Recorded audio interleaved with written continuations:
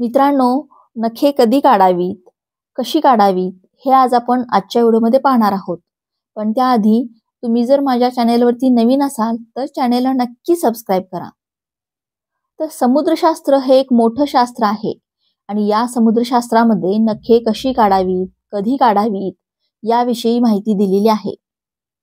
नखे विशिष्ट दिवशी काढल्याने फायदे होतात.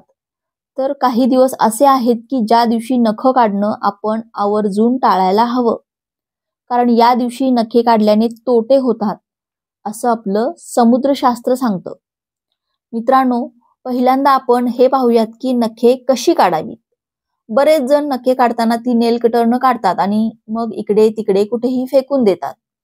तर असं करू नका. नखे काढल्यानंतर ती एका जागी गोळा करा आणि एखाद्या कागदामध्ये पुडी बांधून ही पुडी आपण अशा ठिकाणी टाकावी ज्या ठिकाणी मांजर किंवा काही कुत्रे असतात, तर ही त्या नखांवरून जाणार नाहीत. किंवा तुम्ही तुमच्या कचरा कुंडीत जरी ही नखे टाकली तरी सुद्धा चालू शकतात. ही तर झाली नखे काढायची पद्धत, की नखे काढायची आणि ती कागदाच्या पुडीत बांधून ती कचऱ्यामध्ये टाकायची किंवा अशा ठिकाणी टाकायची जिथे कुत्रे किंवा मांजर वगैरे जाणार नाहीत. आता दुसरी गोष्ट की कोणत्या वारी आपण नख काढायला हवीत. मित्रांनो, तुम्ही जर सोमवारी नख कापलीत तर तुमच्या बाबतीत शुभ घटना घडतात. शुभ घटना म्हणजे काय? तर कोणत्याही प्रकारची शुभ गोष्ट, चांगली गोष्ट की ज्यामुळे तुम्हाला काहीतरी फायदा होऊ शकतो, ही गोष्ट घडते. मंगळवारी तुम्ही जर नख कापलीत तर समुद्रशास्त्र असं सांगतं की मंगळवारी नख कापणाऱ्याला आर्थिक लाभ खूप मोठ्या प्रमाणात होतात. म्हणजे त्यांच्याकडे धन, पैसा, संपत्ती ही मोठ्या प्रमाणात येऊ लागते.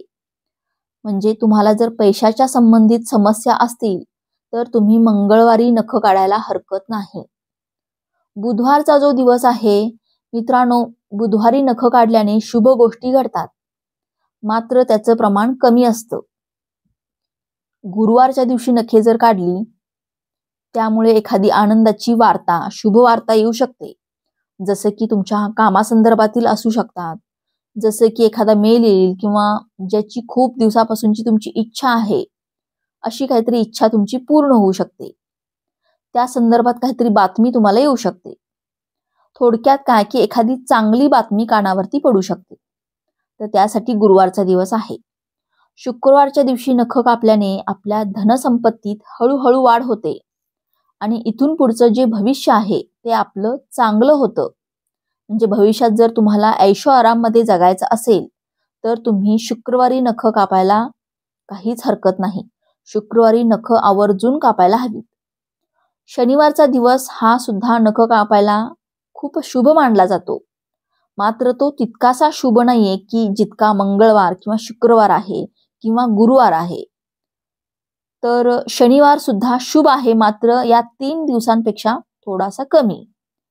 शेवटचा दिवस जो आहे रविवार, या रविवारच्या दिवशी अजिबात नखे कापू नयेत असं आपलं समुद्रशास्त्र सांगतं.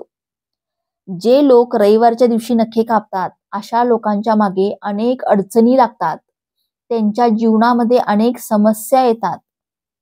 एकंदरीत काय, तर रविवारी नख कापणं आपण कटाक्षाने टाळायला हवं. आपल्या कुटुंबियांना सुद्धा आपण ही माहिती सांगा की रविवारी नख कापू नयेत. रविवारी नख न कापता आपण ती सोमवारी, म्हणजे सोमवारपासून ते शनिवार तुम्हाला ज्या प्रकारची गरज आहे, जर तुम्हाला जॉब नसेल तर तुम्ही गुरुवारी नख कापायला हवीत.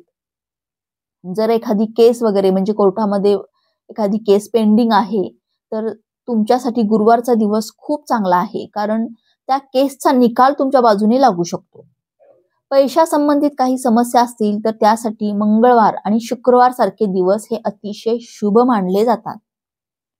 आणि मग इतर दिवशी जसं की सोमवार आहे, बुधवार आहे, शनिवार आहे, त्या दिवशी सुद्धा नख कापली तर तुमचं जीवन हे शुभदायी होऊ शकतं.